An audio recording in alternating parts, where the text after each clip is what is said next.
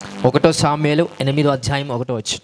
స్టోరీని ఎక్స్ప్లెనేషన్ చేస్తాను, జాగ్రత్త వినాల్సిందిగా మనవి చేస్తున్నాం. Samuel the great prophet of God, దేవుని ప్రవక్త, దేవుని యొక్క భక్తుడు, నీతిమంతుడు సామ్యుయేల్ ప్రవక్త. అలాంటి సామ్యుయేల్ ప్రవక్తకి 2 కుమారులు ఉన్నారు. సో అక్కడున్న రాజులు కావచ్చు, లేకపోతే అంటే రాజ్యాధికారములు అనగా న్యాయాధిపతులు ఎవరైతే ఉన్నారో వారు చనిపోవడమో లేకపోతే వాళ్ళ యొక్క టైం ఆగిపోవడమో ద్వారా ఈ సామ్యుయేలు ఏం చేస్తున్నాడంటే వాళ్ళ 2 కొడుకులను న్యాయాధిపతులుగా నియమించారు. న్యాయాధిపతులు అంటే న్యాయాన్ని చెప్పేవారు, లైక్ మన భాషలో జడ్జ్ ఆర్ ఎవరైతే ప్రస్తుతం ఉన్నారో న్యాయాధిపతులు వాళ్ళు. సో అలాగనే అక్కడున్న సామ్యుయేలు వాళ్ళ 2 కుమారులను మరి దేవుని యొక్క కృప చొప్పున న్యాయాధిపతులుగా నియమించారు. న్యాయాధిపతులుగా నియమించినప్పుడు వాళ్ళు న్యాయం చేయాలి, ఎందుకంటే న్యాయమూర్తులు కాబట్టి వాళ్ళు న్యాయం చేయాలి. కానీ వాళ్ళు ఏం చేస్తున్నారంటే లంచాన్ని తీసుకొని, ఇప్పుడున్న మన ప్రస్తుత పరిస్థితుల్లో కొన్ని ఆఫీసులలో కావచ్చు, కొన్ని ప్రాంతంలో కావచ్చు, లంచం ఇస్తేనే కొన్ని పనులు జరుగుతాయి. అది మనందరికీ తెలుసు, అది సత్యం కాబట్టి.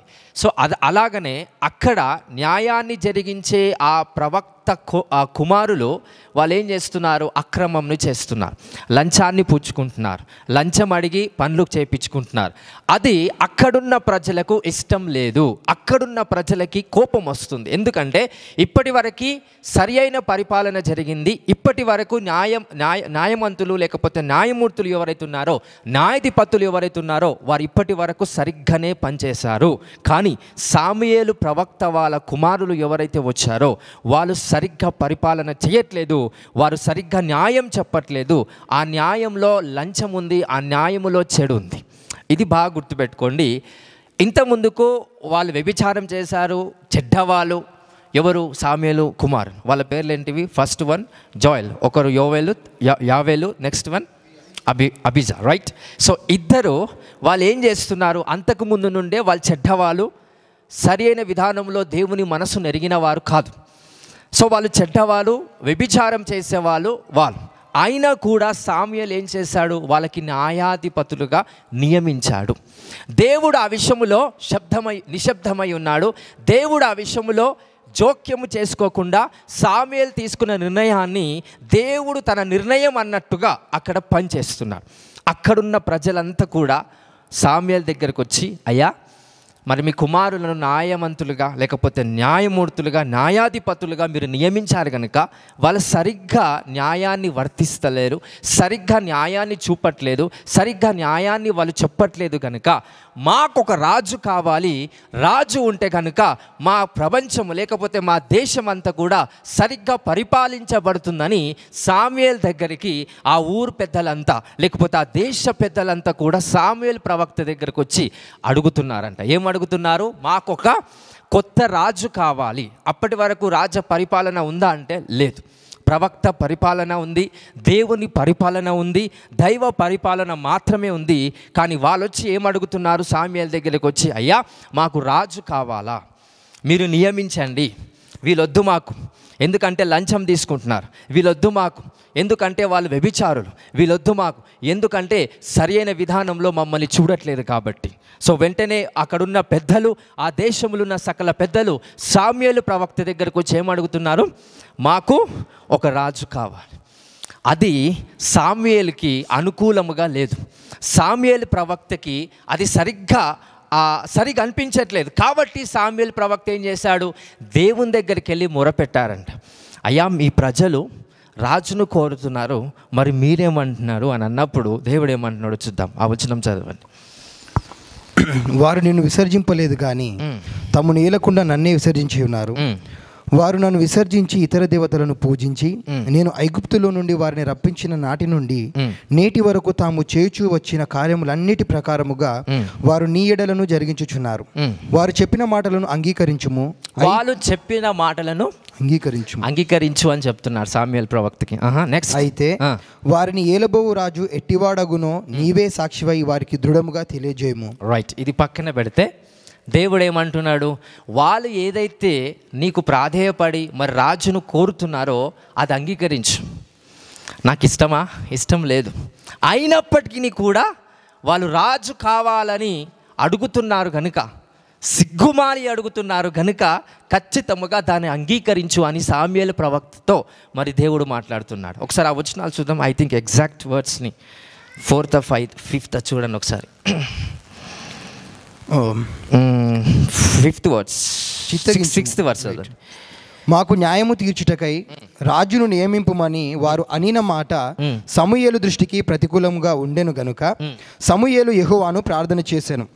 అందుకు యెహోవా సమూయేలునకు సెలవిచ్చినదేమనగా, జనులు నీతో చెప్పిన మాటలన్నిటి ప్రకారము జరిగింపుము. జనులు నీతో చెప్పిన మాట అన్నిటిని బట్టి జరిగించుము. అంటే జనులు ఏదైతే అడిగారో అవన్నిటినీ చెయ్యు.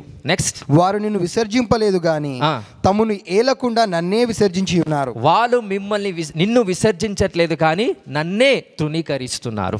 అంటే ఇక్కడ బాగా అర్థం కావాలి. అదేంటంటే సామ్యుయేలు దేవుని ప్రవక్త దగ్గరికి వచ్చి వాళ్ళ కుమారులు సరిగ్గా ప్రవర్తించట్లేదు, మంచిదే, వాళ్ళు అడగడం తప్పు కాదు. మాకు రాజు కావాలి అనడంలో దీని అర్థం ఏందని నేను చెప్తాను. అయ్యా, మరి మీ కుమారులు సరిగ్గా ప్రవర్తించట్లేదు, వాళ్ళు లంచం అడుగుతున్నారు కాబట్టి మరి ఇంకేమన్నా వేరే అవకాశం ఉందా, మరి ప్రార్థన చేద్దాము, దేవుణ్ణి అడుగుదామని అంటున్నారా? వీళ్ళ నిర్ణయమే సామ్యుయేలు ప్రవక్త దగ్గర తీసుకొని వచ్చారు. నిర్ణయం లేకుండా మరి ఏం చేద్దాము అనడంలో తప్పులేదు. కానీ వీళ్ళు ఏం చేస్తున్నారు?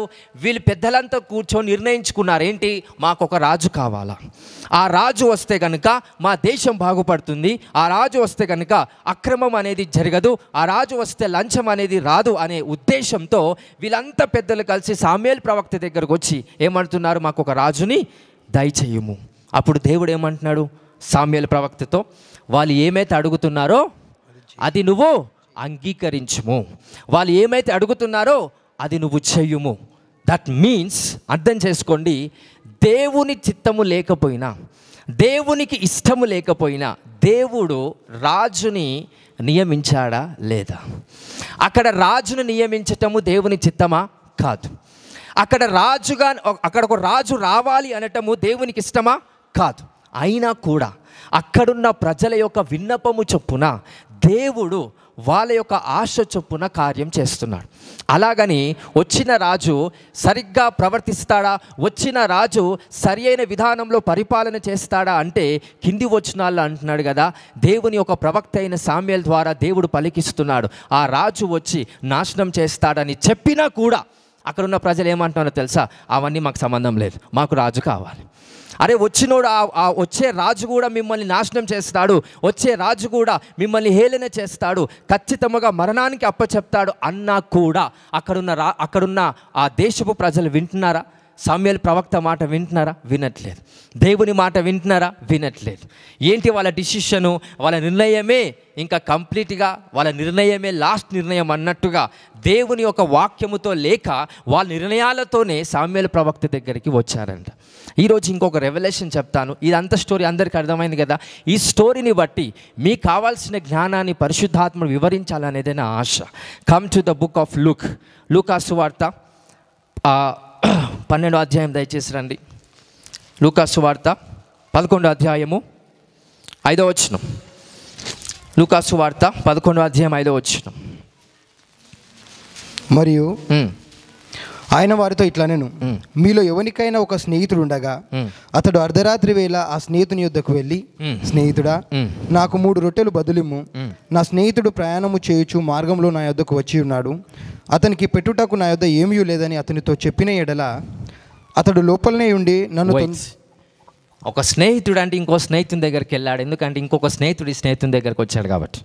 ఏమని ఆ స్నేహితుని దగ్గరికి వచ్చి ఒకసారి చదవండి వచ్చిన మళ్ళీ ఫస్ట్ నుంచి. స్నేహితుడా, నాకు 3 రొట్టెలు బదులిమ్ము. నాకు 3 రొట్టెలు బదులిమ్ము. ఎందుకు? నా స్నేహితుడు ప్రయాణము చేయుచు మార్గములో నా యొద్దకు వచ్చాడు. ఆయన ఆకలికొని ఉన్నాడు, దయచేసి ఆ స్నేహితుని బట్టి నాకు 3 రొట్టెలు బదులిమ్ము అంటున్నాడు. నెక్స్ట్, అతనికి పెట్టుటకు నా యొద్ద ఏమీ లేదని అతనితో చెప్పిన నా స్నేహితుడికి పెట్టుటకు నా దగ్గర ఏ ఆహారము లేదు కనుక నీ దగ్గరకు వచ్చి అడుగుతున్నా, దయచేసి 3 రొట్టెలు కావాలంటున్నాడా, బదులిమ్మంటున్నాడా? బదులిమ్మంటే అర్థం ఏంటి? నేను మళ్ళీ తిరిగి నీకు ఇచ్చేస్తా. అయినా కూడా ఏమంటాడు చూద్దాం. అతడు లోపలలోనే ఉండి నన్ను తొందర పెట్టకు, తలుపు వేసి ఉన్నది, తలుపు వేసి ఉన్నది. నా చిన్నపిల్లలు నాతో కూడా పడుకొని ఉన్నారు. నేను లేచి ఇయ్యలేనని చెప్పునా, నేను లేచి ఇయ్యలేనని అని చెప్పుదునా. Next words. అతడు తన స్నేహితుడైనందున లేచి ఇయ్యకపోయినను అతడు సిగ్గుమాలి మాటి లేచి ఇవ్వకపోయినను అతడు, గట్టి చెప్పండి మీ నోట్. మళ్ళీ సిగ్గుమాలి అడగటము వలన లేచి అతనికి కావాల్సినవన్నీ ఇచ్చును అని. ఎలా ఇచ్చాడు? ఇప్పుడు ఇష్టంతో ఇచ్చాడా? సిగ్గుమాలి అడుగుతున్నందుకు ఇస్తున్నాడా? సో నెక్స్ట్ వర్స్ అంటున్నాడు యేసుక్రీస్తు ప్రభు, అడుగుడి మీకు ఇవ్వబడును అని. అంటే ఎట్లా అడుగుతే వస్తుందో వస్తుంది. 3 రొట్టెలు బదిలిమ్మని అడిగిన వెంటనే అది రాలేదు. కానీ సిగ్గుమాలి మరలా అడగడము వలన ఆ 3 రొట్టెలు బదిలిచ్చాడు. కానీ ఆయనకి ఇష్టంతో ఇచ్చాడా? చెప్పాలా? అంటే నువ్వు బాగా ప్రార్థన చేస్తే దేవుడు సమస్తం ఇస్తాడు. కానీ దేవుడు ఇష్టంతో ఇస్తున్నాడా అనేది నీకు తెలియాలి ఈరోజు. ఆ తెలిసే వివేచన మీ మనసుకు కలుగును గాక. హల్లెలూయా, హల్లెలూయా. అందరికి అర్థమవుతుందా? ఎలా అడిగాడంట ఆ రొట్టెలను? సిగ్గుమాలి పదే డోర్ కొట్టి నాకు ఖచ్చితంగా కావాలి అని అడగటము వలన ఆయన బయటికి వచ్చి ఆ 3 రొట్టెలు బదిలిచ్చాడంట. ఇయ్యక మాంతాడా ఇంకా? అంటే నెక్స్ట్ వచ్చిన ఏమంటున్నా చూద్దాం. అటువలనే మీరును అడుగుడి, మీరు అడుగుడి మీకు ఇవ్వబడును. ఇప్పుడు మీకు ప్రార్థన చేస్తే రొట్టెలు వస్తే రావా? రొట్టెలు అంటే ఆహారము. సో ప్రార్థన చేయడం వల్ల వస్తుందా? సిగ్గుమాలి అడిగినందుకు వస్తుందా? ఒకటి మన జీవితంలో కాకపోతే దేవుని దగ్గర ఏం చేస్తాం? మన జీవితంలో కాకపోతే దేవుని, ఒకటి అంటే ఉద్యోగం అనుకోండి. నాకు ఈ ఉద్యోగమే కావాలి యేసయ్య. ప్రార్థన చేసావు, అది రావట్లేదు. దేవుడు ఏమనుకుంటున్నాడు? అరే నా ఇష్టమైన ఉద్యోగం నీకు ఇవ్వాలని అనుకుంటున్నాను, కొంచెం వెయిట్ చేయని దేవుడు చెప్తాడు. లేదు, నేను వెయిట్ చేయను, నాకు ఖచ్చితంగా ఇప్పుడే కావాలి. సిగ్గుమాలి అడుగుట వలన అతడికి అది అనుగ్రహించబడును. అడుగుడి మీకు ఇవ్వబడును. ఎలా అడిగితే ఎలా ఇస్తాడంట? సిగ్గుమాలి అడిగితే ఇస్తాడు. కానీ మనకు అది అవసరమా? ఒకవేళ సిగ్గుమాలి అడిగినందుకు అక్కడ ఖచ్చితముగా నీ ఇష్టాన్ని బట్టి దేవుడు కార్యం చేస్తాడు. దేవుడు తన ఇష్టాన్ని బట్టి నీకు కార్యము చేయాలంటే 1 prayer can make everything to be success. ఒకే ఒక ప్రార్థన దేవుని శక్తిని బట్టి మీకు ఆశీర్వాదంగా ఉంటుందంట. హల్లెలూయా, హల్లెలూయా. అందరికి అర్థమవుతుందా? ఎలా అడిగాడంట ఆ స్నేహితుడు? మీ నోటితో బలంగా చెప్పండి. సిగ్గుమాలి అంటే పదే యేసయ్యా నన్ను దీవించు, యేసయ్యా నన్ను దీవించు. ఇక్కడ ఒక నొప్పి ఉంది, యేసయ్యా ఈ నొప్పి వెళ్ళిపోవాలి, యేసయ్యా ఈ నొప్పి వెళ్ళిపోవాలి, పోవట్లేదు. నెక్స్ట్ మళ్ళా యేసయ్యా నొప్పి ఇవ్వాలి, యేసయ్యా నొప్పి ఇవ్వాలి, పోవట్లేదు. నెక్స్ట్ ఇప్పుడు ఏం చేసి ప్రార్థన చేస్తావు? సిగ్గుమాలి అనగా మరి పదే అంటే ఆయన నన్ను స్వస్థపరిచే వరకు ప్రార్థన చేయటములో ఆయన చిత్తం లేదు. అందరికి అర్థమవుతుందా? ఆయన చిత్తములో ఎప్పుడైతే కార్యము ఆయన జరిగిస్తాడో, మీరు ప్రార్థన అనేది సిగ్గుమాలి ప్రార్థన చేయడం వల్ల కాదు, కానీ సమూయేలు లాగా ప్రార్థన చేస్తే ఆయన తన చిత్తాన్ని మీ జీవితంలో నెరవేరుస్తాడండి. ఆ విల్ యేసు నామములో మీ జీవితంలో నెరవేర్చబడుగాక. హల్లెలూయా, హల్లెలూయా. ఎంతమందికి వాక్యం అర్థమవుతుంది? నా ఇష్టముతో అనగా దేవుని ఇష్టముతో దేవుడు కార్యాలు జరిగిస్తే మీకు మంచిది. నీ ఇష్టముతో దేవుడు కార్యాలు చేస్తే అది మీకు మంచిది కాదు. హల్లెలూయా. అందరికి అర్థమవుతుందా? ఎన్నిసార్లు పదే ప్రార్థన చేస్తారు ఒక విషయంలో, అది అద్భుతమైంది. అద్భుతమైన తర్వాత శోధన ఎక్కువైపోయింది, అద్భుతమైన తర్వాత సమస్యలు ఎక్కువైపోయాయి. ఎందుకంటే దేవుని చిత్తము కాదు. హల్లెలూయా. ఎంతమందికి వాక్యం అర్థమవుతుందా? అందరికి అర్థమవుతుందా? హల్లెలూయా, హల్లెలూయా. ఒకసారి ఆ వర్డ్స్ నెక్స్ట్ వర్డ్స్ చదవండి. అడుగుడి మీకు ఇవ్వబడును, వెదుకుడి మీకు దొరుకును, తట్టుడి మీకు తీయబడును, అడుగు ప్రతివానికి ఇయ్యబడును, వెదుకువానికి దొరుకును, తట్టువానికి తీయబడునని మీతో చెప్పుచున్నాను. మీలో తండ్రి అయిన వాడు తన కుమారుడు చేపను అడిగితే చేపకు ప్రతిగా పామునిచ్చునా? చేపను అడిగితే చేపను ప్రతిగా పామునిచ్చును. అంటే చేప అంటే అర్థం ఏంటంటే ఆహారము. ఆహారాన్ని అడిగితే విషమిస్తాడా అని అర్థం. చేపను అడిగితే పాము అంటే ఏంటి? విషం. నెక్స్ట్ ఏమంటాడు? గుడ్డును అడిగితే తేలునిచ్చునా? గుడ్డు అంటే ఆహారము, తేలు అంటే విషం. అంటే ఆహారాన్ని అడిగితే విషమిస్తాడా? ఆహారాన్ని అడిగితే ఆహారాన్నే ఇస్తాడు అని వాక్యం సెలవిస్తున్నాడు. హల్లెలూయా, ఆమేన్, హల్లెలూయా. కానీ ఎవరు ఆహారాన్ని సిగ్గుమాలి ఎవరు అడుగుతారు ఆహారాన్ని అంటే అడుక్కున్నవాడు అడుగుతాడు. అందరికి అర్థమవుతుందా? కుమారుడు ఎలా అడుగుతాడని? హక్కుతో అడుగుతాడా? అడుక్కున్నట్టుగా అడుగుతాడా? యేసుక్రీస్తును నమ్మిన మనందరము కూడా దేవుని కుమార్తెలముగా పరిశుద్ధాత్మ శక్తి ద్వారా మనకు అనుగ్రహించబడింది. కనుక దేవుని ఒక కృప చొప్పున మనం దేవునికి ప్రార్థన చేస్తున్నప్పుడు, అయ్యా నేను నీ బిడ్డను, అయ్యా నేను నీ కుమార్తెను, అయ్యా నేను నీ కుమారుణ్ణి అనే ఉద్దేశంతో ఎప్పుడైతే నువ్వు ప్రార్థన చేస్తావో, నువ్వు అడుక్కున్నట్టుగా దేవుణ్ణి అడగవు, కానీ కుమార్తెగా కుమారుడుగా అడిగినందుకు దేవుడు తన చిత్తాన్ని చేస్తాడు. కొన్నిసార్లు నువ్వు ప్రార్థన చేసినప్పుడు అద్భుతము అవ్వలేదు అనుకోండి, దాన్ని పదే పదే ప్రార్థించడం వల్ల దేవుడు కార్యం చేస్తాడు. I doesn't believe that's is the will of the father. అది దేవుని చిత్తమే అని నేను అనుకోలేను.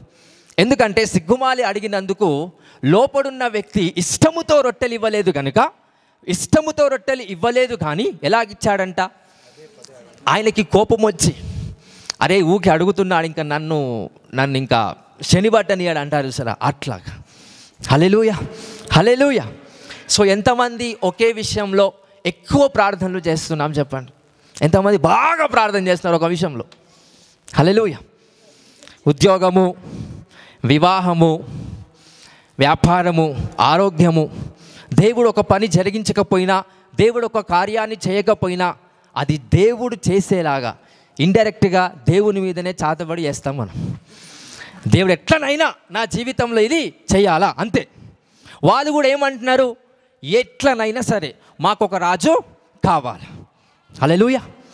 ఆ రాజు గురించి మరి సమూయేలు ప్రవక్త ముందే చెప్తాడు, అరే ఆ రాజు వచ్చిన తర్వాత దేశం పాడైపోతుంది, ఆ రాజు వచ్చిన తర్వాత మిమ్మల్ని అమ్ముకుంటాడు, ఆ రాజు వచ్చిన తర్వాత మిమ్మల్ని నాశనం చేస్తాడు అన్నినా అప్పటికి కూడా అక్కడున్న ప్రజలు ఏమంటున్నారు? అవన్నీ నాకు సంబంధం లేదు, మాకొక రాజు కావాలి, మాకొక నాయకుడు కావాలి.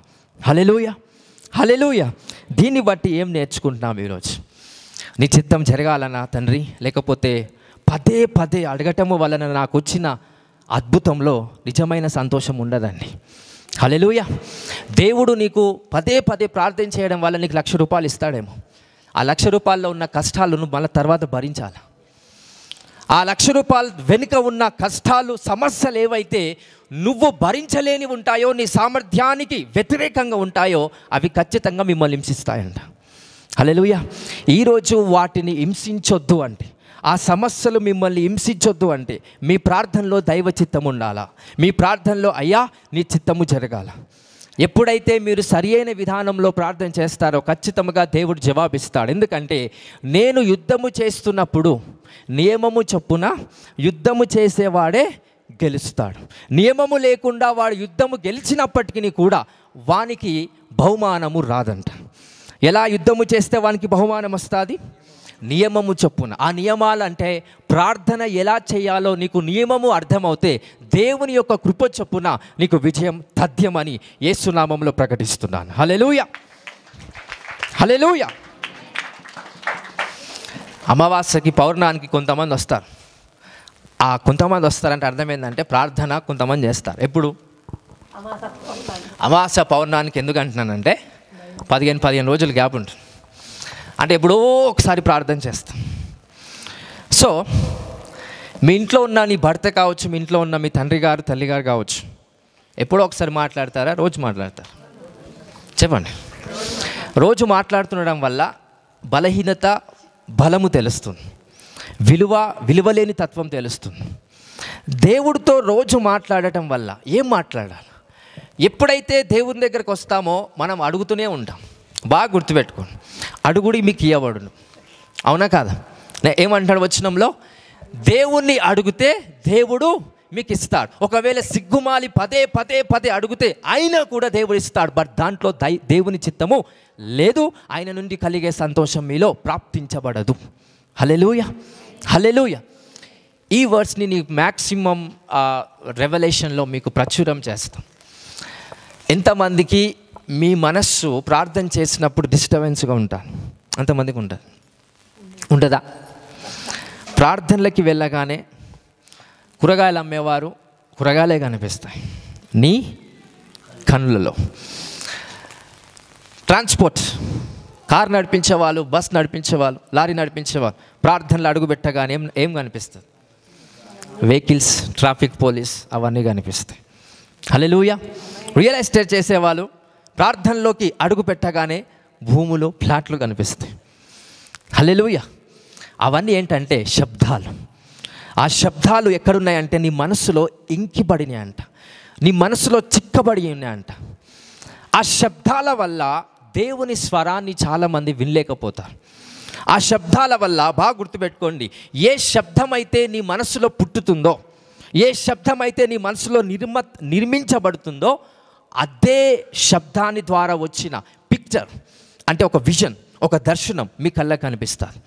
ఆ దర్శనం దేవుడిచ్చిన దర్శనము కాదు. ఆ దర్శనం మీరు చేసే పనులలో విలీనమైన ప్రతి ఒక్క కార్యాన్ని బట్టి వచ్చే దర్శనమే ఆ దర్శనం. సో అలాంటి దర్శనాలను బట్టి మన జీవితం ముందుకు వెళ్తే కనుక ఖచ్చితంగా మన జీవితంలో పతనం అనేది జరుగుతుంది. ఈరోజు మీ కొన్ని నియమాలు మేము మీకు వివరణ చేస్తాను. సో ప్రేయర్, ప్రార్థన అనేది ఎలా చేయాలి అండ్ ప్రార్థనకి కావాల్సిన నియమం ఏంటి, ప్రార్థనలో ఉన్న శక్తి ఏంటి, అది మీకు తెలిస్తే సిగ్గుమాలి ప్రార్థన చేయకుండా ఉండడానికి నేను చెప్తున్నా. ప్రతి ఆదివారం మీరు ఉంటాను నేను, సర్వీస్ అయిపోయినాక ఓ సండే వస్తాడు, ఒక దాని గురించి ప్రార్థన చేయమంటున్నాడు. సరే, అన్యులా పక్కన పెట్టండి, దేవుని నమ్మిన బిడ్డలమే మనం, వాక్య జ్ఞానం తెలిసిన మనం, ఆత్మ సంబంధమైన జ్ఞానంతో ముందుకెళ్తున్న మనం, నా కడుపు నొప్పి ఉందో నెత్తి నొప్పి ఉందో అంట. సరే ప్రార్థన చేస్తే అది పోదు, యేసు రక్తమే చేయి, అది పోదు. నెక్స్ట్ సండే ఏం చేస్తారు? మళ్ళీ వచ్చి ప్రాఫెట్ ప్రార్థన చేయవా, అది పోవట్లేదు అని అంటారు. ప్రార్థన చేస్తాను, పోవట్లేదు. నేను అదే చెప్తున్నాను, పోవట్లేదు. మళ్ళీ వచ్చి అడగడం వల్ల దాన్ని ఏం అడగడం అంటారు? ఏం అడగడం అంటారు చెప్పండి? హల్లెలూయా, హల్లెలూయా. సో అలా అడగడం వల్ల దేవుడు కార్యం చేస్తాడా లేదా? 5వ వారానికో 6వ వారానికో 7వ వారానికో అద్భుతం అవుతుంది. అద్భుతమైన వెంటనే లార్డ్ నీ చిత్తం జరిగించినందుకు వందనాలు. సమ్టైమ్స్ బాగా బిలీవ్ చేయండి, కొన్నిసార్లు నీకున్న కష్టము, నీకున్న బాధ, నీకున్న నొప్పి నేను ప్రార్థన చేయడం ద్వారా నీకు పోవాలని దేవుని చిత్తం ఉండదు. నువ్వు ప్రార్థన చేసుకుంటే పోవాలని దేవుని చిత్తం ఉంటాను.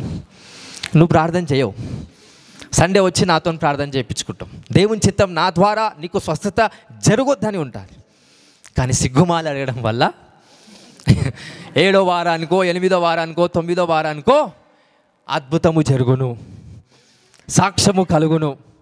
అక్కడ స్వస్థత జరిగింది నిజమే, కానీ దైవ చిత్తాన్ని బట్టి స్వస్థత జరిగిందా? లేదు.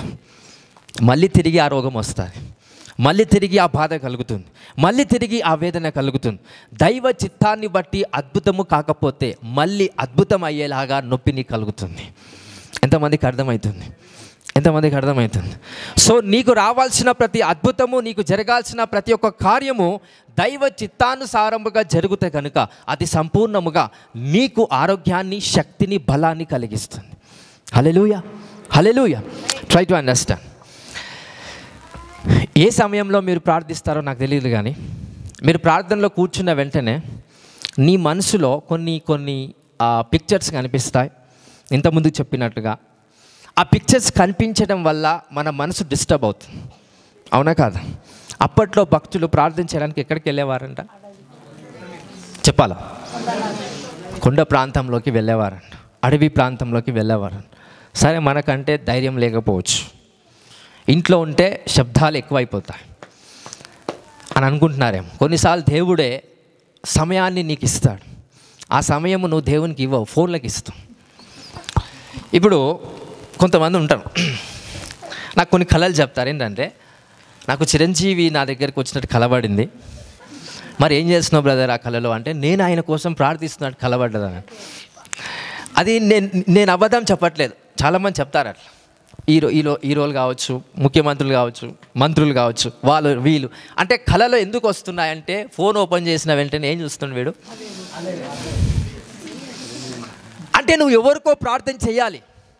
ఆ ఎవరికో ప్రార్థన చేయాల్సిన ఆ దర్శనము దేవుడే ఇస్తున్నాడు. కానీ పర్సన్ నీ మనసు తెప్పిస్తుంది. అక్కడ ప్రార్థన మాత్రము దేవుడు చేయమని ఆజ్ఞాపిస్తున్నాడు. ఒక ఫలానా వ్యక్తికి నువ్వు ప్రార్థన చేయాలని దేవుడు ఆజ్ఞాపించినప్పుడు నీకు కలబడుతుంది ప్రార్థన చేయాలని. కానీ ఎవరికి ప్రార్థిస్తున్నావు? ఒక వ్యక్తికి, దేవుని చిత్తము కాని వ్యక్తికి ప్రార్థన చేస్తున్నావు. ఎందుకంటే నీ మనస్సు డిస్టర్బెన్స్ అయిపోయింది, నీ ఆత్మ డిస్టర్బ్ అయిపోయింది, నీ మనస్సు డిస్టర్బ్ అయిపోయింది. కాబట్టి ఆ కళలో నువ్వు ప్రార్థన చేయాలి, అది దేవుని చిత్తం. కానీ చేయాల్సిన పర్సన్ నీకు కనబడాడు. అలాంటి పర్సన్స్ నీకు కనిపిస్తారు.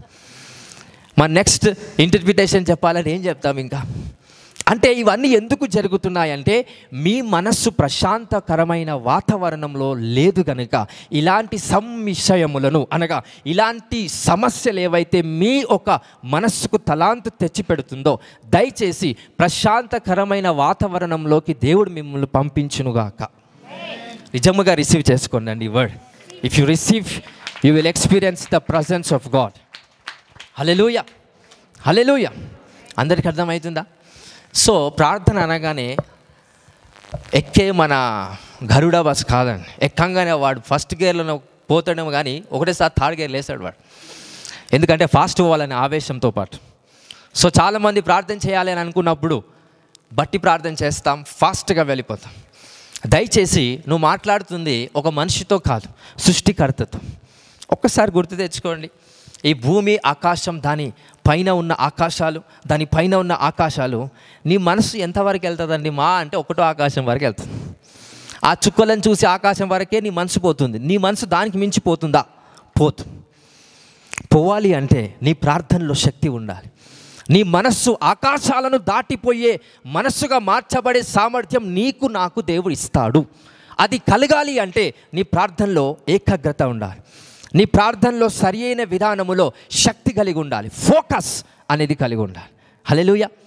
ఇంకా స్త్రీలు ప్రార్థన చేస్తారు. అదేంట ఎలాంటి ప్రార్థన అంటే, వాళ్ళు నన్ను అలాగన్నారు, వాళ్ళు నేను ఇలాగన్నారు, దీనికి రెస్పాండ్ అయ్యి అన్నిటినీ మనం దేవుని దగ్గరికి తీసుకొని వస్తాం. అలాంటి ప్రార్థనలు దయచేసి సిగ్గుమాలింది కూడా కాదు, అది దానికన్నా తక్కువదే. ఎందుకంటే ఎవరో ఏదో అన్నారనే విధానాన్ని బట్టి నువ్వు దేవుని దగ్గరికి వస్తే, ప్రతిరోజు ఎవరో ఏదో అన్నారనే దాన్ని బట్టి వస్తావు. ప్రేమను బట్టి దేవుని దగ్గరికి వస్తే ప్రేమతోనే వస్తావు ఎల్లప్పుడు కూడా. నువ్వు ఈరోజు ఎవరో ఏదో అన్నారనే దానిని బట్టి వస్తే కనుక ఎప్పుడు కూడా అలానే దేవుని సన్నిధికి వస్తావు. నేను అలా రావద్దు యేసయ్యా, ప్రేమతో రావాలి దగ్గరికి అనే ఆశ నీకుంటే కనుక ప్రతిరోజు ఎలా రావాలా? ప్రేమతోనే రావాలి. ఎవరో ఏదో అన్నారని, ఎవరో నన్ను తిడుతున్నారని, ఎవరో నన్ను బ్లేమ్ చేస్తున్నారని, ఎవరో చాతపడి చేస్తున్నాడని నేను దేవుని దగ్గరికి రాను. కానీ నువ్వంటే నాకు ప్రేమ అనే ఉద్దేశంతో దేవుని దగ్గరికి వస్తే ఆ ప్రేమ నిత్యము నీలో స్థిరపరచబడుతుంది. ఆ ప్రేమ నిత్యము శక్తిలాగా ఉత్పత్తి నిన్ను ఆశీర్వదిస్తుందండి. Let the love of God be with us in the mighty name of Jesus. దేవుని ప్రేమ ఎల్లకాలం నీకు తోడై ఉండునుగాక. హల్లెలూయా, హల్లెలూయా. అందరికీ వాక్యం అర్థమవుతుందా? రైట్. మీ ఇంట్లో ఖాళీ స్థలాలు ఉంటాయా? రూమ్ ఖాళీగా ఉంటుందా? కొన్నిసార్లు ప్రజలు ఉంటారు, తల్లిదండ్రులు, అత్తమామలో, ఇంకెవరైనా. కొన్నిసార్లు టైం ఇస్తాడు దేవుడు. ఆ టైంలో మనం ఏం చేస్తున్నాం? ఫోన్ని పట్టుకొని కూర్చుంటామా? టీవీని పట్టుకొని కూర్చుంటున్నామా? వేరే ఆలోచన చేస్తున్నాం? Try to understand my words. దేవునికి దగ్గర అవ్వాలి అంటే ఏ మార్గం లేదు, సావాసం తప్ప. ప్రార్థన చేయకపోతే దేవుడు ప్రేమించాడా అంటే బాగా గుర్తుపెట్టుకోండి. ప్రార్థన చేయకపోయినా దేవుడు కార్యాలు చేస్తాడు, కానీ ఆయన చిత్తాన్ని బట్టి చేయడు, నీకున్న ఆశను బట్టి చేస్తాడు. ఇది మాత్రం చాలా మర్మం కలిగిన వాక్యం. ఇది సింపుల్గా అనిపిస్తుందేమో, కానీ అయ్యా నీ ప్రేమను బట్టి నా జీవితంలో అద్భుతాలు చేయాలంటే చేస్తాడు. సిగ్గుమాలి అడిగినందుకు కూడా అద్భుతాలు చేస్తాడు. దేవుడు అనేవాడు ఎలాగైనా అద్భుతాలు చేస్తాడు, మీ జీవితంలో కార్యాలు చేస్తాడు. That's not a matter. 100% అది మ్యాటర్ కాదు. కానీ నిజమైనది నేనేం చెప్తున్నానంటే, నీకు జరిగిన అద్భుతం ఆయనకి ఇష్టమా? నీకు వచ్చిన ఆశీర్వాదం ఆయనకి ఇష్టమా? నీకు కలిగిన దీవెన ఆయనకి ఇష్టమా? నీకు వస్తున్న నెలకి 10,000 జీతం ఆయనకి ఇష్టమా? మనకిష్టం ఉండదు 10,000 జీతం, 1,00,000 రూపాయలు కావాలి. ఆయనకు అది ఇష్టమా? You have to focus on the things that comes from Jesus.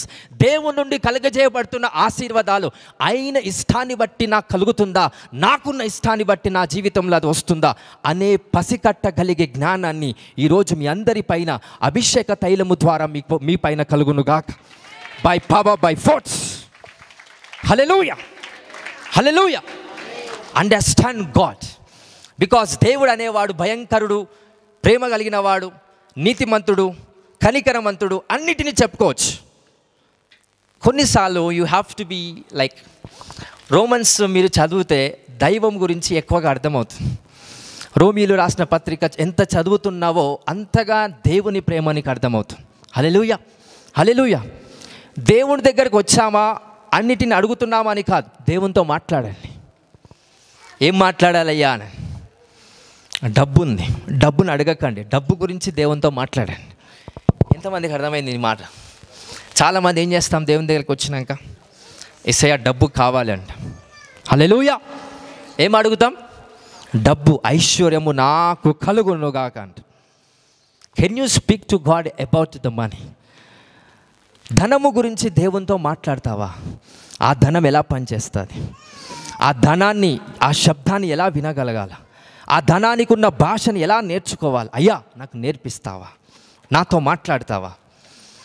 Right. రక్షణ, మీ ప్రజలకు రక్షణ కలుగునుగాక అంటే కాదు, వాళ్ళకి ఎలా రావాలి? సంభాషణ, దేవునితో ఎప్పుడైతే సంభాషిస్తావో స్వయముగా దేవుడే నీ హృదయములోకి వచ్చి నీతో సావాసం చేస్తాడు. నీ హృదయములోకి వచ్చి నీతో భోజనము చేసి నీతో సావాసం చేస్తాడంట. ఆ తండ్రి అయిన దేవుడు మీ పట్ల చూపిస్తున్న ప్రేమ మీకు అర్థమయ్యేలాగా దేవుని నీతి మీలో కలుగునుగాక. Just give claps to Jesus Christ.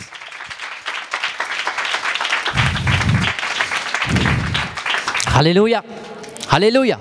So మీ ఇంట్లో కావచ్చు, ఎక్కడైనా కావచ్చు, when you come to the presence of God, ఒక బాగా గుర్తుపెట్టు. అందరు నన్ను చూస్తున్నారు కదా, ఎంతమంది చూస్తున్నారు? రైట్. ఒక స్థలానికి వెళ్ళి ఒక ఒంటరిగా కూర్చున్నప్పుడు ఫోన్ పగలగొట్టండి ఫస్ట్. అంత ధైర్యం నీకుంటే నేను సాక్షిగా, నీకు సాక్షిగా నేను ఉంటా. ఫస్ట్ ఫోన్ పగలగొట్టండి. ఎందుకంటే సాతాను ఏదో వస్తుందిరా అని కాదు, ఫోన్లో ఉంది సాతాను. యేసునామమున ప్రతి చీకటి అంధకార శక్తులు యేసునామములో బంధిస్తున్నా. సాతాను నవ్వుతుంటుంది.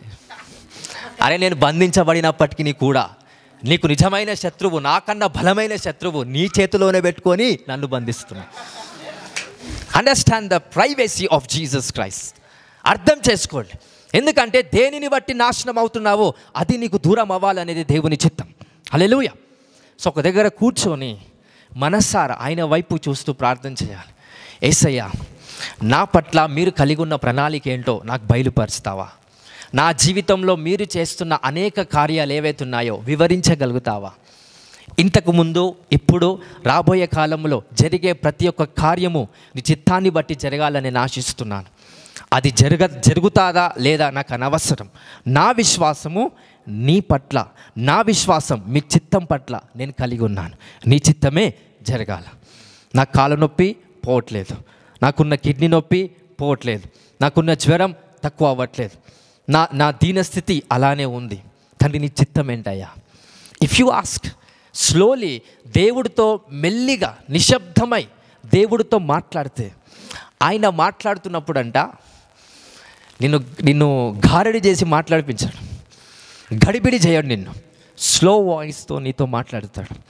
ఆ స్లో వాయిస్ నీ మనసులో నీకు వినిపించాలంటే నీ మనసులో ఈ లోక సంబంధమైన శబ్దాలు ఉండాలా, ఉండొద్దు. లోకంలోకి వెళ్ళి జాబ్ చేస్తాం, బిజినెస్ చేస్తాం, ఇంటికి రాగానే ఏం చేయాలి? ఇప్పుడు ఫర్ ఎగ్జాంపుల్, పొద్దున్న లేచి డ్యూటీకి వెళ్ళే వ్యక్తి మళ్ళీ తిరిగి వచ్చి అదే బట్టలతోనే పడుకుంటాడా? బట్టలు తీసేసి నార్మల్ పడుకోవడానికి బట్టలు వేసుకుంటాం.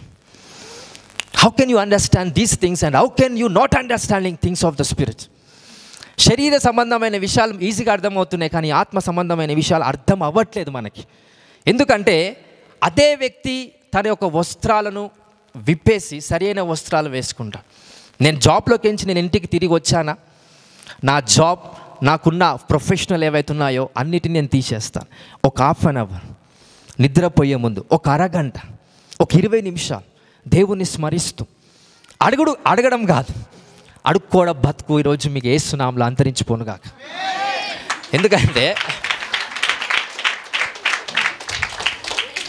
ఎందుకంటే ఒక రోగాన్ని ఎలా స్వస్థపరచాలో దేవుణ్ణి అడుగుదాం. అయ్యా, ఈ ఒక రోగం ఉంది, దాని విషయంలో ఏం మాట్లాడతావు నువ్వు? నాకు కష్టం ఉంది ప్రభా, ఆ కష్టం విషయంలో ఏం మాట్లాడతావు నువ్వు? నాకు సమస్య ఉంది, యేసు నామములో సమస్య పోనుగాక అనేది కాదు. అడుక్కునే బ్రతుకు వద్దు మనకి. ఆ సమస్య విషయంలో ఏం మాట్లాడతావయ్యా? అండర్స్టాండ్. హల్లెలూయా, హల్లెలూయా. ప్రొఫెటికల్గా నేను మాట్లాడుతున్నప్పుడు కొన్నిసార్లు గాడ్ ఇన్స్ట్రక్షన్స్ ఇస్తాడు. ఆ ఇన్స్ట్రక్షన్స్ నాకే ఇస్తాడా? లేదు, నీకు కూడా ఇస్తాడు. కానీ ఎందుకు వినిపించలేకపోతున్నాయంటే ఈ లోక శబ్ద తరంగాలు మనల్ని బాగా హింసిస్తున్నాయి. ఈ లోక శబ్ద తరంగాలు ఏవైతే ఉన్నాయో మనల్ని డిస్టర్బ్ చేస్తుంది. అవన్నిటినీ కూడా తొలగించబడాలి అంటే ఏకాగ్రత దేవుని మీద మాత్రమే నువ్వు ఉంచితే కనుక నీ మనసులో ఆయన మెల్లని స్వరాన్ని నీ కలగజేస్తాడంట. If you hear the voice of God, బాగా గుర్తుపెట్టుకోండి, దేవుని స్వరం అంట. సంగమా పైకి రా అన్నప్పుడు ఎన్నో కోట్ల మంది ప్రజలు ఎవరైతే ఆల్రెడీ యేసు ప్రభును నమ్మి చనిపోయిన వాళ్ళు ఉన్నారో ఒకే ఒక స్వరంతో దేవుడు పలుకుతే అదే స్వరము అన్ని కోట్ల మంది ప్రజలు ఎవరైతే చనిపోయారో ఒకేసారి లేస్తారంట. ఆ స్వరం, అదే స్వరము నీతో మాట్లాడుతున్నప్పుడు నీలో జీవం రాదంటారా? అదే స్వరము నీతో మాట్లాడుతున్నప్పుడు అన్ని కోట్ల శవాలు ఒకే ఒక శబ్దంతో, దేవుడు ఒకే ఒక స్వరంతో అన్ని శవాలు ఒకేసారి లేస్తున్నాయి. మాది అదే శబ్దం, అదే స్వరం నీతో మాట్లాడితే నువ్వు వింటే కనుక జీవము నీలో నుంచే బయటికి వస్తుందండి. జీవ తరంగాలు నీలో నుంచి బయటికి వస్తా. You will feel fear. Hallelujah. నీలో జీవము కలుగుతుందంటండి. హల్లెలూయా. కానీ మార్నింగ్ లేవగానే ఏ శబ్దాలు వింటున్నాం? పడుకునే ముందు ఏ శబ్దాలు వింటున్నాం? హలో, ఉన్నారా? హలో, అందరు ఉన్నారా? నన్ను చూస్తున్నారా? ఏ శబ్దాలు వింటున్నాం? మార్నింగ్ లేవగానే దోలాడుకోవాలి ఫోన్. అమ్మ ఫోన్ దొరికింది. ఫస్ట్ కిందికించి మీదికించి వస్తుంది. ఎందుకంటే నోటిఫికేషన్స్ ఏవే ఫస్ట్ మీదనే ఉంటాయి. ఫస్ట్ మీద. హల్లెలూయా, హల్లెలూయా. నీ మనస్సులో యథార్థంగా దేవునికి ప్రార్థన చేయి. 100% అండి గాడ్ నీతో మాట్లాడతాడు. ఆయన స్వరం నీకు వినిపిస్తాడు. ఆయన ప్రత్యక్షతలు నీకు చూపిస్తాడంటండి. మనం ఎక్కువ ఎందుకు దేవునిలో ఉండలేకపోతున్నాం? దేవుడు చెప్పే విషయాలు మనం ఎందుకు పసిగట్టలేకపోతున్నాం అంటే లోక సంబంధమైన శబ్దాలకు మనం అలవాటు పడ్డామంట. నీకు ఏదైనా బాధ కలిగితే మీ అక్క స్వరము నిన్ను ఆదరిస్తారు.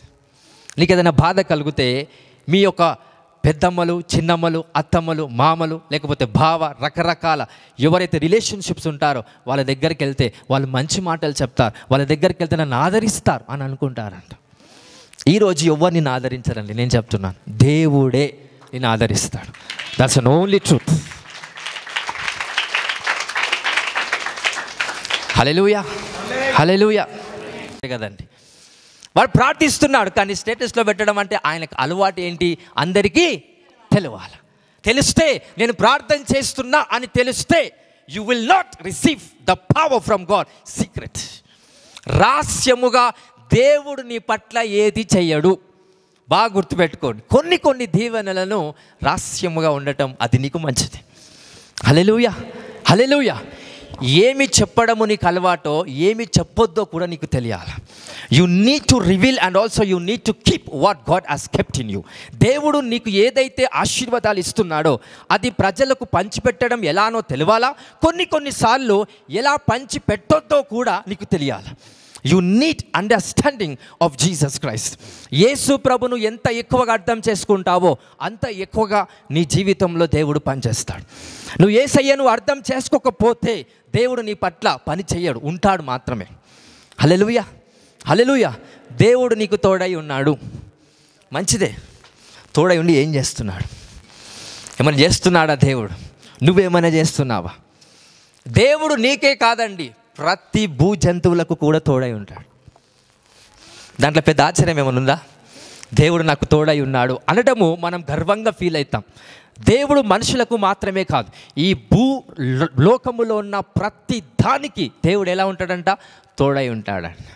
హల్లెలూయా, హల్లెలూయా. ఒక పాముకి ఆహారం కడుపు దాన్ని నిండాలి అంటే ఒకటి బలి కావాల్సింది. ఆ బలి అయ్యేది కూడా కడుపు నిండాలని ఆలోచిస్తాడు దేవుడు. వాటన్నిటికీ ఆహారాన్ని సమకూర్చువాడు ఎవరు? దేవుడు. వాక్యం ఉందా లేదా? నేను పక్షులను పోషించువాడును, జంతువులను పోషించువాడును నేనే, దానికన్నా మిక్కిలి శ్రేష్ఠులు మీరు కాదా? మిమ్మల్ని పోషించలేనా అని దేవుడు అంటాడు. మమ్మల్ని పోషించలేడు దేవుడు, ఎందుకంటే నేను నా మీదనే ఆధారపడతా కనుక. మరి దేవుని మీద నేను ఆధారపడితే కనుక ఆయన నన్ను పోషించగలుగుతాడనే నమ్మకము నీకుంటే నీ స్థాయి దేవుని స్థాయిలోకి మార్చబడుతుందండి. ఈ వాక్యం మీ జీవితంలో నెరవేర్చబడుగాక. హల్లెలూయా, హల్లెలూయా. One prayer can make you to understand that God is the powerful God. ఒక్క ప్రార్థన నీ జీవితాన్ని మార్చాలి. కొంతమంది అనారోగ్య సమస్యలతో దయ్యాలు బట్టి వస్తారు, రకరకాల ప్రాబ్లమ్స్తో వస్తారు. వాళ్ళ కోసం 10 రోజులు 10 సంవత్సరాలు ప్రార్థన చేయను, ఒకే ఒక ప్రార్థన చేస్తాను. ఎలా సాధ్యమవుతుందంటే యథార్థంగా ప్రార్థిస్తే ఏదైనా సాధ్యమవుతుంది. కొన్నిసార్లు దైవ చిత్తం ఉండదు, దేవుని చిత్తము లేకపోతే అది విడిచిపెట్టాలి. పట్టుకోను ఎలాడి ఒకటే సిగ్గుమాలి ప్రార్థించడం వల్ల అది కూడా దేవుడు ఇస్తాడు, కానీ దాంట్లో కష్టాలు ఎక్కువ ఉంటాయి, దాంట్లో సుఖం ఉండదు, సమాధానం ఉండదు. హల్లెలూయా, హల్లెలూయా. ఇంకో వన్ ఆఫ్ ద ప్రేయర్, ఒక స్త్రీకి 2 బిడ్డలు పుట్టారనుకోండి, 2 కుమార్తెలే. నెక్స్ట్ వాళ్ళు దేవుని దగ్గరికి వచ్చి ఏం ప్రార్థన చేస్తారు? యేసయ్యా 2 కుమార్తెలు ఇచ్చావు, సంతోషమే, ఈసారి ఖచ్చితంగా నా కొడుకు పుట్టాలి, యేసు నామములో రావాలా, అంతే, ఏదేమైనా కానీ నా కొడుకే పుట్టాలి, అంతే యేసయ్యా, నేను ఈ విషయంలో కాంప్రమైజ్ కాను, నాకు వారసుడు కావాలి. దేవుని చిత్తం బిడ్డనే ఉండాలి. ఎందుకంటే ఆ పుట్టిన కొడుకు ఖచ్చితంగా తంతాడు, రేపన్నాడు నేను తంతాడు, నేను చంపేస్తాడు 100%. దైవ చిత్తంలో కొడుకులే ఒకవేళ పుడితే కనుక నిన్ను హేళన చేయువాడు నీ కొడుకే అవుతాడు, నిన్ను తిరస్కరించిన వాడు నీ కొడుకే అవుతాడు, రకరకాల సమస్యలను తెచ్చిపెట్టిన వాడు నీ కొడుకే అవుతాడు. ఎందుకంటే ప్రార్థన ఆ టైంలో ఏం చేస్తాం? నీ చిత్తము నా పట్ల జరుగునుగాక అనకుండా నా కొడుకే పుట్టాలయ్యా. దేవుడేమో ఒక ఆడపిల్లనిచ్చి గొప్ప శక్తివంతమైన స్త్రీగా నిర్మించాలని దేవుని చిత్తం ఉంటారు. కానీ మనం ఏం చేస్తాం? వారసుడు 100 కోట్ల ఆస్తుందంటే తిప్పి కొడితే 1 కోటి రూపాయలు ఆస్తి ఉండదు. 100 కోట్ల ఆస్తున్న ఫీలింగ్తో వారసుడు కావాలని అంట. నేను తప్పు అనట్లేదు, గుడ్. సిగ్గుమాలి అడుగుట వలన దేవుడు కొడుకును కూడా ఇస్తాడు. పెద్దవాడై 20-21 సంవత్సరాల నుంచి మళ్ళీ అదే తల్లి నా దగ్గరకు వచ్చి, అయ్యా నా కొడుకు నాకు వినట్లేదయ్యా, వాడు మారాడయ్యా, వాడు ఏం చేయాలి అర్థం అవ్వట్లేదు, ప్రార్థన చేయండి, ఏమైనా చెయ్యండి, ఏమైనా చెయ్యండి. నేనేం చేస్తాను? దేవుని చిత్తము లేనిది ఏదైతే మనకి కలుగుతుందో నీకు మరణము కలిగిస్తుందంటండి. Hallelujah. Whatever it may be, అది కుమార్తెలు కావచ్చు, కుమారులు కావచ్చు, ఉద్యోగం కావచ్చు, ఆరోగ్యం కావచ్చు, ఐశ్వర్యము కావచ్చు, బంధువులు, చుట్టాలు, ఏదైనా కావచ్చు. దేవుని చిత్తము జరిగితే మరణమును తప్పించుకున్నట్టే, జీవము నీలో ఉద్భవిస్తుంది. దేవుని చిత్తము కాకుండా ఏది మంచి జరిగినా ఖచ్చితంగా నిన్ను దెబ్బ వేస్తుంది, నీకు మరణం తెచ్చిపెడతాది, శాపగ్రస్తులమైతా ఉంటామంట. హల్లెలూయా, హల్లెలూయా. దేవుడు రాజును నియమించాలనే ఆలోచన దేవుడికి లేదు, దేవునికి ఇష్టం లేదు. కానీ వాళ్ళు ఏం అడుగుతున్నారంట? ఈ న్యాయాధిపతులు సరిగ్గా లేరు కనుక సమూయేలు ప్రవక్త దగ్గరికి ఆ పెద్దలు వచ్చి, అయ్యా మాకు ఒక రాజును నియమించు, ఆ రాజు కనుక మాకు వస్తే, ఒక నాయకుడు మాకు ఉంటే కనుక మేము ఆయన మాట విని మేము సరిగ్గా పరిపాలన పొందుకుంటాం. కానీ ఆ ప్రవక్త ఏమంటున్నాడు? ఆ రాజు వస్తే కనుక మిమ్మల్ని చంపేస్తాడు, హేళన చేస్తాడు, నశింపజేస్తాడు, రకరకాలుగా టార్చర్ పెడతాడు. అయినా పర్వాలేదు, మాకు రాజే కావాలి, మా కొడుకే కావాలి, మాకు బిడ్డ కావాలి, మాకు ఇట్లా ఆ ఉద్యోగమే కావాలి, ఆ బిజినెస్సే కావాలి, ఈ అమ్మాయే కావాలి. అన్ని రంగాలలో నీ చిత్తం అయితే అనుకున్నట్లయితే దేవుడిస్తాడు. కానీ దాంట్లో ఉన్న టార్చర్, దాంట్లో ఉన్న అతీతమైన దైవశక్తి కాకుండా ఏదైతే దుష్టశక్తి ఉందో అది మన మీద ఉద్భవిస్తుందంట. ఉద్భవించొద్దు అంటే ఎవరి చిత్తం మన పట్ల జరగాల? గట్టిగా అందామా? సో ప్రార్థన చేసిన తర్వాత అయ్యా నీ చిత్తమే జరగ. దేవుని చిత్తము లోకముకు సంబంధమైన శక్తులకు అతీతముగా ఉంటుంది. బాగా గుర్తుపెట్టుకోండి. లోకానికి అంటుకట్టబడి ఉన్నట్లుగా ఉండదు. లోకానికి వ్యతిరేకముగా, లోకానికి అతీతముగా దేవుని చిత్తం ఎప్పుడు ఉంటుందంట.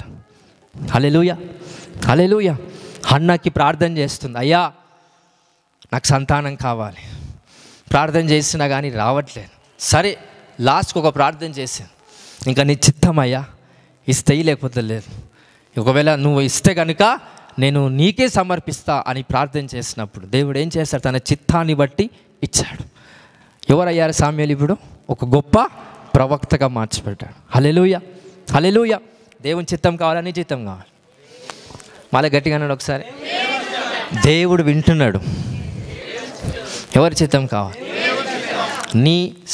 నువ్వు చూసే చూపు, నడిచే నడక, చేసే ప్రతి చేష్టలు నిజముగా దేవుని చిత్తము కావాలి అనుకున్నట్లయితే దాంట్లోనే అర్థమైపోతుంది. హల్లెలూయా, హల్లెలూయా. అందరికి అర్థమవుతుందా? అందరికి అర్థమవుతుందా? లోపడున్న ఆ స్నేహితుడు 3 రొట్టెలు బదిలిచ్చాడు. ఎలా? అవతలోడు ఎలా అడిగినందుకు లోపడున్న వ్యక్తి 3 రొట్టెలు బదిలిచ్చాడు? ఒక్కసారి అడిగితే అయ్యా నా పిల్లలతో ఉన్నా నేను ఇవ్వలేను అంటే బయట ఉన్న స్నేహితుడు ఏం చేస్తున్నాడు? ఒకటే డోర్ కొట్టి, ఏం కాదులే, ఏం కాదు, ఇవ్వాలి, ఖచ్చితంగా ఇవ్వాలి, మా ఫ్రెండ్స్ అక్కడ వెయిట్ చేస్తున్నారు, ఖచ్చితంగా ఇవ్వాలి. సిగ్గుమాలి అడిగినందుకు కార్యం జరుగుతుంది. ఈరోజు సిగ్గుమాలి అడిగినందుకు నా కార్యాలు వద్దయ్యా, నీ చిత్తము జరగాల. నాకు కావాల్సిన ఉద్యోగము నాకు రావాలని నీకు తెలియదా? తెలుసు. నాకు ఏ అక్కర్లు ఉన్నాయో, ఏవైతే అవసరతలు ఉన్నాయో అవన్నీ దేవుడికి తెలుసా తెలియదా? తెలుసు. నువ్వు అడగక మునుపే దేవునికి తెలుసు అంట. Hallelujah. Before you come here I will say what is your problem. ఏ సమస్యతో ఉన్నావో నువ్వు నా దగ్గరకు వచ్చి చెప్పాల్సిన అవసరం లేదు. I can identify exactly the problem behind your story. నీ సమస్య ఎలాంటిది, నీకున్న ప్రాబ్లం ఏంటిదో పరిశుద్ధాత్మ జ్ఞానాన్ని బట్టి చెప్పగలను. హల్లెలూయా, హల్లెలూయా. కానీ దేవా నా విశ్వాసం బయలుపరచబడాలంటే దేవుని దగ్గరికి వచ్చి ప్రార్థిస్తే కార్యం దేవుడు జరిగిస్తాడు. హల్లెలూయా. 2 రకాలుగా కార్యాలు దేవుడు చేస్తాడు. సిగ్గుమాలు అడిగినందుకు కూడా దేవుడు కార్యం చేస్తాడు. దాంట్లో దేవుని చిత్తం ఉందా? లేదు.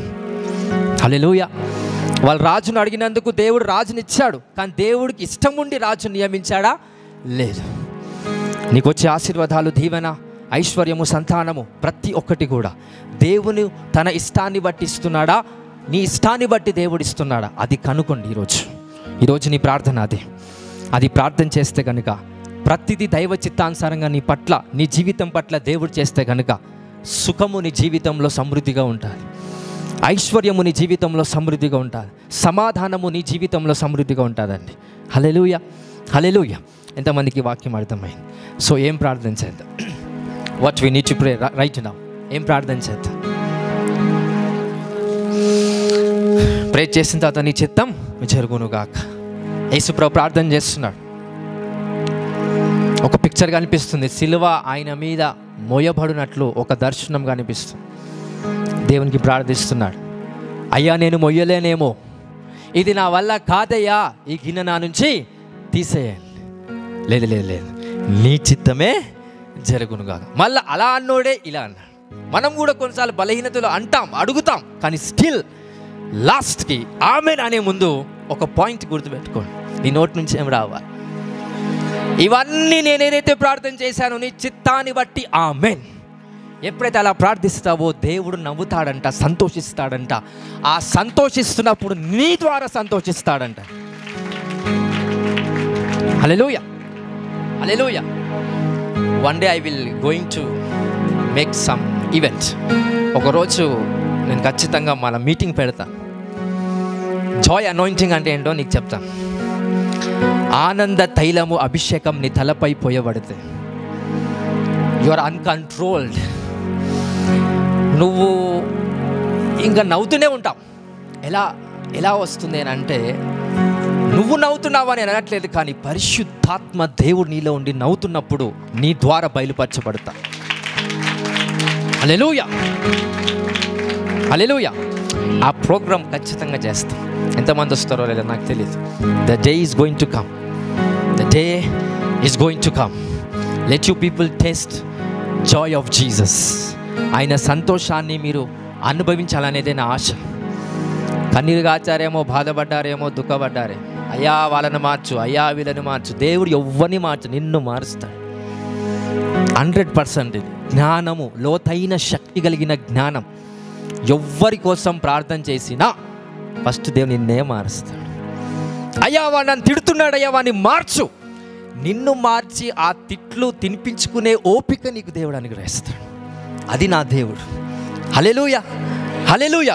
Because character has to be builded by the power of Jesus. Hallelujah. అంత శక్తి అంటే ప్రార్థన చేస్తే అద్భుతాలు అవ్వడం, అనాయింటింగ్ రియల్లీ ఇది వేరండి. నిజమైన శక్తి అంటే ఓపిక కలిగి ఉండటం, భరించటం.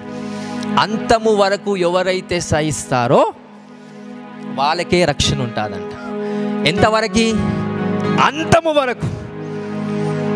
వివాహం అయిన తర్వాత ప్రతిష్టతలు చేస్తారు, అంతం వరకు నువ్వు ఉంటావా? ఎందుకని ఉండరు అనేది తెలుసు కాబట్టి. హల్లెలూయా. అంతము వరకు ఎవరైతే సహిస్తారో వాళ్ళే రక్షించబడతారంట. ఈరోజు నీ విశ్వాసము అంతము వరకు సహిస్తే, నా దేవుడు నజరేయుడైన యేసుక్రీస్తు ప్రభు, ఆయనను మాత్రమే పూజిస్తా, ఆయనను మాత్రమే నమస్కరిస్తా. ఎందుకంటే నాకు తండ్రులు 2, 3, 10, 30 వేల మంది లేరు, కానీ నాకు తండ్రి ఒక్కడే. ఆయననే పరమాత్ముడైన దేవుడు యేసుక్రీస్తు ప్రభు అని ఎప్పుడైతే మీరు నమ్మి ఆయనను పూజిస్తారో, ఆ దేవాది దేవుడు ఆత్మరూపములో నీ శరీరంలో సంచరిస్తాడంట, నీ మనసులో సంచరిస్తాడంట. God is going to give you the blessings. హల్లెలూయా, హల్లెలూయా, హల్లెలూయా. దైవ చిత్తం మీ పట్ల సంపూర్ణముగా జరుగును గాక. ఎంతమంది సంతోషిస్తున్నారు ఈ వాక్యాన్ని బట్టి? Let you people receive the will of the father. Hallelujah, hallelujah. దేవుడికి తెలుసు నువ్వు ఎప్పుడు హెచ్చించబడాలో, ఎప్పుడు తగ్గించబడాలో. ఎప్పుడు తగ్గించాలో దేవునికి తెలుసు. హల్లెలూయా. సింహం ముందుకు వెళ్ళే ముందు డైరెక్ట్గా ముందుకు వెళ్ళదు, వెనక అడుగు వేసి ముందుకెళ్తా. అండర్స్టాండ్? దేవుడు నేను వెనక అడుగు వేసేలా చేస్తా. ఎందుకంటే ఎక్కువ ఫాస్ట్నెస్ పెరగడానికి. You need to get understand what God is saying. Hallelujah, hallelujah. అందరికి అర్థమవుతుందా? అందరికి అర్థమవుతుందా? దేవుని చిత్తం మీ పట్ల జరగాలనేదే నా ప్రార్థన. అది ఏ విషయమైనా సరే, అది ఏదైనా సరే. ఒక చదువు కూడా 10th క్లాస్ అయిపోయిన తర్వాత ఏం చదవాలో కూడా దేవుణ్ణి అడిగి చదువు ముందుకు సాగుతే కనుక you will understand the will of God perpetually. దేవుని రహస్యమైన మర్మాన్ని లోకానికి చూపించగలిగే శక్తి చిన్న వయసులోనే వాడు పొందుకోగలుగుతాడు. ఈ తల్లిదండ్రులు ఇప్పటి కాలంలో ఎట్లా మారారంటే, అవతలోడు ఇంజనీరింగ్ చేసిండు, నువ్వు కూడా ఇంజనీరింగే చేయాలి. అవతలోడు పోలీస్ జాబ్ చేసి నువ్వు కూడా ఈయన శరీరంలో సహకరించడు. ఏం పోలీస్ జాబ్ చేసి అవతల కలెక్టర్ అయింది, నువ్వు కూడా కలెక్టర్ నెలకు 1,50,000 జీతం వస్తుంది. బిజినెస్ మ్యాన్ అవుతాడని దేవుని చిత్తం ఉంది. నెలకు 50 లక్షల జీతం వస్తుంది. బిజినెస్ మ్యాన్ అయితే కోట్లు సంపాదిస్తాడు. Understand. Some time you need to understand the favour and the will of the father. Hallelujah. మీ కుమార్తెలను, మీ కుమారులను, మీ సంతానమును దేవునికి అప్పచెప్పండి ఈరోజు. ఆ దేవుడు మిమ్మల్ని చూసుకుంటాడు, మీ సంతానాన్ని చూసుకుంటాడు. ఎంతమందికి విశ్వాసం ఉందండి? హల్లెలూయా. నిర్ణయం ఎట్లా తీసుకోవాలి? దేవుణ్ణి అడిగి తీసుకోండి. అయ్యా నా కొడుకు 10th అయిపోయింది, ఏం చదివితే బాగుంటుంది? ప్రార్థన చేస్తున్నా. ప్రతి చిన్న విషయం. ఒకడు అంటాడు కదా, నా పర్మిషన్ లేనిది నీ జుట్టు నుంచి వెంట్రుక కూడా పోదంట. నా పర్మిషన్ లేదు అంటే దేవుడు పర్మిషన్ లేదు. హల్లెలూయా. ఒకవేళ వెంట్రుకలు ఊడ్చిపోతే ఖచ్చితంగా దాన్ని లెక్కించువాడు కూడా దేవుడే అంట. అండర్స్టాండ్? అంతగా నిన్ను ప్రేమిస్తున్నప్పుడు ఆ ప్రేమ తెలియకపోతే లోక సంబంధమైన ప్రేమలో మునిగిపోతామంట. ఈరోజు గాడ్స్ లవ్ నిన్ను హిట్ చేయాలని నేను ప్రార్థిస్తున్నాను. God love is going to crack you by the anointing of God. Hallelujah, hallelujah. అందరికీ అర్థమైందా? ఒకే ఒక ప్రార్థించండి. అయ్యా నీ చిత్తమే జరగాల. నా పిల్లల విషయంలో నీ చిత్తమే జరగాల. నా కుటుంబ విషయంలో నీ చిత్తం జరగాల. నేను సంపాదించే సంపాదనలో నీ చిత్తమే జరగాలి. సంఘములో నీ చిత్తమే జరగాలి. హల్లెలూయా. అన్ని రంగాలలో నీ చిత్తమే జరగాలంటే అప్పుడు ఒక వాక్యం నెరవేరుతుంది. ఏంటంటే నీ రాజ్యం పరలోకములో ఎలాగుందో ఈ భూమి మీద కూడా నీ రాజ్యము అలాగనే ఉండాలి అనేది ఏ వాక్యం అవుతుందో అది సంపూర్ణముగా నీ ద్వారా మనందరి ద్వారా దేవుడు నెరవేరుస్తాడని. హల్లెలూయా, హల్లెలూయా. అందరికీ వాక్యం అర్థమవుతుందా? ఒక ప్రాఫెసీ ఇచ్చి ప్రపంచంలో కొన్ని కాబోతున్నాయని దాన్ని ఎవడు ఆపలేడండి. అందుకే దానికోసం ప్రార్థన చేస్తానను, అది నీ దగ్గరికి రాకుండా చూసుకో అని చెప్తాను. క్రైస్తవుల పైన దాడి కావచ్చు, రేపటి రోజు యుద్ధాలు దేనికి అవుతున్నాయి కూడా నేను ముందు పోయిన సండే చెప్పాను.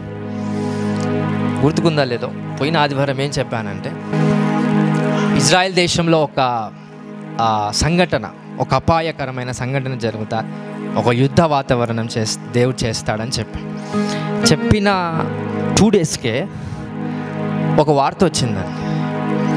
అదేం వార్త అంటే, ప్రెసిడెంట్ ఆఫ్ అమెరికా ట్రంప్ ఒక అసైన్ చేశాడు. మా అమెరికా ఇజ్రాయెల్ కలిసి పాలస్తీన్ దేశం మీద మేము యుద్ధాన్ని ప్రకటించినామని అన్నాడు. యాక్చువల్గా ఒంటరి పోరాటం ఇజ్రాయెల్ పోరాడింది మొన్నటి వరకు. ఇప్పటి నుంచి ఒంటరి పోరాటం కాదు, అమెరికా కూడా తోడైంది, ఇంకొక దేశం కూడా తోడవుతుంది. అలా ఇదొక గ్రూప్ అవుతుంది. ఇక్కడ ఏదైతే పాలస్తీన్ దేశం అవుతుందో ఈ సంబంధించిన గ్రూప్ ఒకటి అవుతుంది. ఆ దేశం ఈ దేశం అన్ని దేశాలు కలిసి ఒక గ్రూప్ అవుతుంది. ఇక్కడ ఒక గ్రూప్ అన్ని దేశాలు అవుతుంది. అతిపెద్ద యుద్ధానికి దారి తీస్తుంది ఇవన్నీ కూడా. సో నేనేమంటున్నానంటే, నువ్వు ప్రార్థన చేస్తే దేవుడు దాన్ని ఆపడు. ఎందుకంటే ఆ దేవుని ప్రార్థన చేసే సమయం అంతా వేస్ట్ చేసుకోకండి. ఏం ప్రార్థన చేయాలంటే, ఆ యుద్ధం యొక్క ప్రభావము మా దగ్గరికి రావద్దు, ఆ యుద్ధం యొక్క ప్రభావము సంఘములోకి రావద్దు. హల్లెలూయా. చాలామంది క్రిస్టియన్స్ని చంపేస్తారు. యేసయ్య వాళ్ళని కాపాడండి, యేసయ్య వాళ్ళని కాపాడు అంటే, నువ్వు ప్రార్థన చేస్తేనే యేసుప్రభు కాపాడుతాడా వాళ్ళని? అంటే ఆయన వాళ్ళని కాపాడడానికి నీ ప్రార్థన కోసం ఎదురు చూస్తున్నాడా దేవుడు? అవసరం లేదు. నువ్వు ప్రార్థన చేసినా చెయ్యకపోయినా కాపాడే బాధ్యత దేవుందా కాదా? ఆయనకు తెలుసు ఎవరిని కాపాడాలి, ఎవరిని కాపాడొద్దు, ఎవరిని ఎప్పుడు కాపాడాలో దేవునికి సర్వం తెలుసండి. మనం ప్రార్థన చేసి గర్విష్ఠులం అవుతున్నాం రోజుకి. కొంతమంది ప్రార్థన చేయక కూడా గర్విష్ఠులు అవుతున్నారు, ప్రార్థన చేసే వారిని బట్టి. సో ఓవరాల్గా గాడ్స్ విల్ అనేది ప్రపంచంలో జరుగుతుంది, మీ పట్ల కూడా జరగాలని నా ప్రార్థన. సంపూర్ణముగా యేసుక్రీస్తు నామంలో దైవ చిత్తమే జరుగునుగాక.